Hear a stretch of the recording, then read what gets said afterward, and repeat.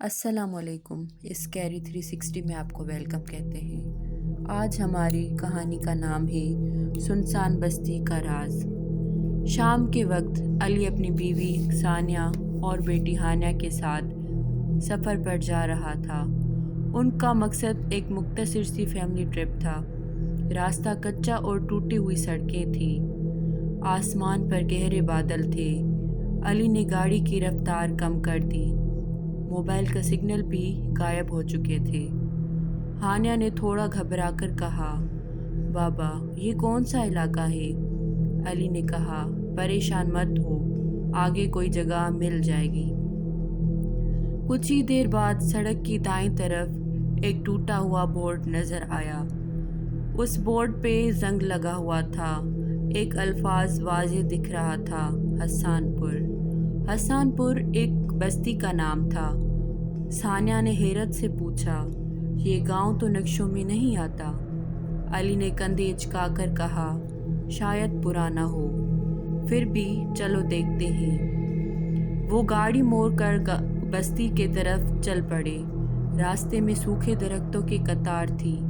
हवा में अजीब सा बोझ था। गांव में दाखिल होते ही अजीब सन्नाटा था, ऐसे जैसे यहाँ कोई रहता ही ना हो। मकानों के दरवाजे आधे खुले आधे बंद थे। खिड़कियाँ टूटी हुई थीं। कुछ दरवाज़ों पर हाथों के निशानात थे। हानिया ने गाड़ी की पिछली सीट से झांका, यहाँ कोई है भी या नहीं। सानिया के माथे पर फिक्र की लकीर नमूदार हुई। अली ने जवाब दिया, हम सिर्फ पूछने आए हैं, शायद कोई मदद ही मिल जाए। गाड़ी एक बड़े घर के सामने रोकी। दरवाजे पर पुराना जंग आलूद ताला झूल रहा था। अली ने ज़ोर से आवाज़ दी, कोई है? मगर कोई जवाब न आया। हवा के दबाव से दरवाज़ा हिलने लगा। अली ने दरवाज़ा खोलने की कोशिश की, मगर दरवाज़ा नहीं खुला। थोड़ी देर बाद ताला खुद ब खुद नीचे गिर गया। अली ने हैरत से सानिया को देखा और कहा, ताला तो बहुत मजबूत था, ये कैसे गिर गया? फिर दोनों घर के अंदर दाखिल हुए। घर में बहुत अंधेरा था, मगर दीवारों पर कुछ अजीब से निशानात वाज़ेह दिख रहे थे। वो चमक रहे थे और वो निशान ऐसे थे जैसे किसी ने नाखूनों से कुरेद कर बनाया हो। हानिया ने माँ का हाथ पकड़ा और कहा, अम्मी हम यहाँ से चलें। हाँ, मगर सानिया ने उसे गले लगाकर कहा, कुछ देर ही रुकेंगे। अली अंदर आगे बढ़ा। फर्श पर रेत जमा थी। कमरे के कोने में एक लकड़ी का संदूक रखा था। संदूक का ढक्कन हल्का सा खुला था। अली ने ढक्कन हटाया। अंदर एक पुरानी डायरी थी। डायरी की जिल्द पर मिट्टी जमी हुई थी और खून के धब्बे भी थे। सानिया ने पूछा, ये किसकी हो सकती है? अली ने डायरी खोली। पहले सिफ़े पर लिखा था, ये गांव छोड़कर जाने वाले कभी वापस नहीं पहुंचते। अली के रोंगटे खड़े हो गए। सानिया ने घबराकर कहा, ये मजाक है ना? अली ने दूसरा सफ़ा पलटा।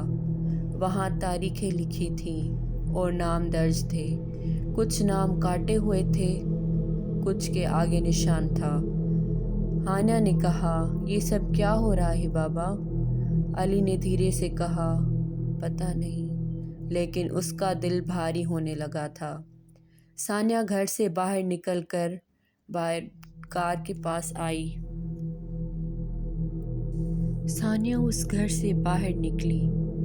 बाहर पूरा गांव जैसे खामोशी में डूबा था। एक घर की छत पर काली मिट्टी फैली हुई थी। आंगन में एक झूला आहिस्ता आहिस्ता झूल रहा था, मगर हवा बिल्कुल भी ना थी। सानिया की आंखों में खौफ भर गया। वो फौरन भागती हुई अली के पास आई और कहने लगी, हमें वापस चलना होगा जल्दी से। अली ने कहा, चलते हैं। वो तीनों घर से बाहर निकले, लेकिन जैसे ही गाड़ी के पास पहुँचे, टायरों पर गारा जमे हुए थे। जैसे गाड़ियाँ हफ्तों खड़ी हुई हो। अली परेशान हो गया, ये कैसे हो सकता है? हम तो अभी आए थे यहाँ। सानिया ने खौफ के मारे बेटी को अपने पीछे छुपा लिया और कहने लगी, हमें फ़ौरन चलना होगा। अली ने गाड़ी स्टार्ट करने की कोशिश की। गाड़ी ने पहला स्टार्ट लिया, फिर बंद हो गई। उसने दोबारा कोशिश की, मगर इंजन ने जवाब दे दिया। हानिया रोने लगी, बाबा जाओ ना, यहाँ कुछ ठीक नहीं। अली गाड़ी से उतरा। उसने इंजन चेक करने के लिए बोनट खोली। अंदर अजीब सा काल जमा हुआ था, जैसे कोई चीज़ अंदर दाखिल हुई हो। उसी वक्त दूर से कदमों की आवाज़ आ रही थी। तीनों चौंक गए। अली ने देखा, गांव के आखिर से एक शख्स आहिस्ता आहिस्ता चलता आ रहा था। उसका लिबास फटा हुआ था, चेहरा मिट्टी से भरा हुआ था। वो कुछ बड़बड़ा रहा था। अली ने पुकारा, भाई साहब हमारी मदद करें, मगर वो शख्स उनकी तरफ देखे बगैर चलता रहा, जैसे वो सबको नज़रअंदाज कर रहा हो। हानिया ने पूछा, ये हमें क्यों नहीं देख रहा? सानिया ने जवाब दिया, पता नहीं, लेकिन ये नॉर्मल नहीं लग रहा। वो शख्स उनके साथ से गुजर गया। उसके कदमों के साथ काली रेत उठ रही थी। अली ने पीछे मुड़कर देखा। वो शख्स एक खाली घर में चला गया और दरवाज़ा उसके पीछे खुद ब खुद बंद हो गया। अली ने हिम्मत करके उसके पीछे जाने का सोचा, मगर सानिया ने उसे रोक लिया और कहा, अब हम किसी घर के अंदर नहीं जाएंगे। उसी लम्हे गांव के दूसरी तरफ से बच्चों की खेलने की आवाज़ आई। हानिया ने डरकर कहा, अब्बू यहाँ कोई रहता भी है क्या? अली ने गहरी सांस ली और बोला, हम देखते हैं। वो आहिस्ता कदमों से उस तरफ बढ़े, एक टूटे हुए मकान के पास पहुँचे। अंदर ज़मीन पर हल्की सी रोशनी फैली हुई थी, जैसे किसी ने दिया जलाया हो, लेकिन अंदर कोई इंसान नहीं था। बच्चों के खेलने की आवाज़ें अचानक खामोश हो गई। उसके बाद फ़ौरन से दरवाज़ा खुद ब खुद बंद हो गया। हानिया चीख पड़ी। अली ने दरवाज़ा खोलने की कोशिश की, मगर वो जम गया। सानिया ने पीछे मुड़कर देखा और खौफ से उसका सांस रुकने लगा। उस खंडर के बाहर बेशुमार कदमों के निशानात बनते गए, मगर वहाँ कोई खड़ा नहीं था, जैसे किसी के कदम दब रहे हों, मगर वो नज़र न आए। अली ने फ़ौरन बात कहा, हमें यहाँ से निकलना होगा, चलो चलते हैं। वो तीनों भागते हुए वापस गाड़ी की तरफ आए। अली ने दोबारा गाड़ी को स्टार्ट करने की कोशिश की। इस बार गाड़ी चल पड़ी। तीनों ने सुकून का सांस लिया, मगर जैसे ही उन्होंने गांव से बाहर निकलने के लिए गाड़ी आगे बढ़ाई, सड़क अचानक गायब हो गई। सामने सिर्फ कच्ची ज़मीन थी। अली ने हैरत से कहा, ये सड़क तो अभी यहाँ थी, कहाँ गई?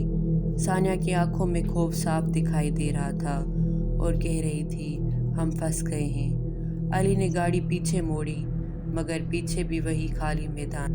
गांव की हुदूद जैसे खिसक गई हो। हानिया ज़ोर से रोने लगी। बाबा ये क्या हो रहा है? अली ने उसे गले लगाया और कहा, मैं हूँ ना, कुछ नहीं होगा। वो तीनों पैदल गांव की तरफ लौटे। जैसे ही वो दाखिल हुए, वही शख्स दोबारा नज़र आया। इस बार वो बिल्कुल सामने खड़ा था। उसने धीरे से सर उठाया। उसके चेहरे पर कोई आंखें ना थी, सिर्फ चेहरे पर गड़े थे। हानिया ने चीख मार दी। वो शख्स आहिस्ता आहिस्ता बोला, वापस जाना चाहते हो? अली ने जल्दी से कहा, हाँ, हमें जाने दो। वो शख्स एक कदम आगे बढ़ा। उसके हाथ पर गांव की मिट्टी चिपक गई थी। वो शख्स बोला, ये गांव छोड़ने वालों को नहीं छोड़ता। अली ने गुस्से और खौफ से कहा, क्यों? हमने क्या किया है? वो शख्स बोला, यहाँ जो एक बार आ जाए वो गांव का हिस्सा बन जाता है। ثانیہ نے بیٹی کو مضبوطی سے پکڑا اور کہا، ہم تو انسان ہیں، ہمیں جانے دو۔ اس شخص نے دھیرے سے ہاتھ اٹھایا اور اس کے ارد گرد مٹی گھومنے لگی۔ گاؤں کے گھروں کی روشنی جھلملانے لگی، جیسے پورا گاؤں جاگ گیا ہو۔ علی نے ہانیہ کو اٹھایا، وہ تینوں پیچھے ہٹے، لیکن اس وقت گاؤں کے تمام دروازے زوردار آواز سے کھلے اور ہر دروازے کے اندر ایک انسانی شکل کھڑی تھی، مگر ان سب کے چہرے خالی تھے۔ کوئی آنکھ نہیں، کوئی ناک نہیں، صرف کھوکھلی گہرائیاں تھیں۔ وہ سب آہستہ آہستہ آگے بڑھنے لگے۔ علی نے زور سے چیخ کر کہا، ہمیں چھوڑ دو، لیکن وہ شکلیں ان کے اور قریب آتی گئی۔ ہانیہ علی کے کندھے پر چہرہ چھپا کر رو رہی تھی۔ ثانیہ نے بے بسی سے فریاد کی، ہمیں کیوں پکڑ رہے ہیں؟ وہی شخص بولا، کیونکہ یہ گاؤں مر چکا ہے اور یہ زندہ لوگوں کو اپنے اندر سمیٹ لیتا ہے تاکہ وہ تنہا نہ رہے۔ علی نے فیصلہ کیا، ہم بھاگیں گے۔ تینوں تیزی سے دوڑ پڑے، ان کے پیچھے وہ بے چہرے شکلیں آ رہی تھیں۔ راستے میں ایک پرانا کنواں آیا، اس کے کنارے ٹوٹے ہوئے تھے۔ علی نے ثانیہ کا ہاتھ پکڑا، اس طرف آؤ، لیکن کنویں کے آس پاس مٹی بیٹھنے لگی، جیسے وہ انہیں کھینچ رہی ہو۔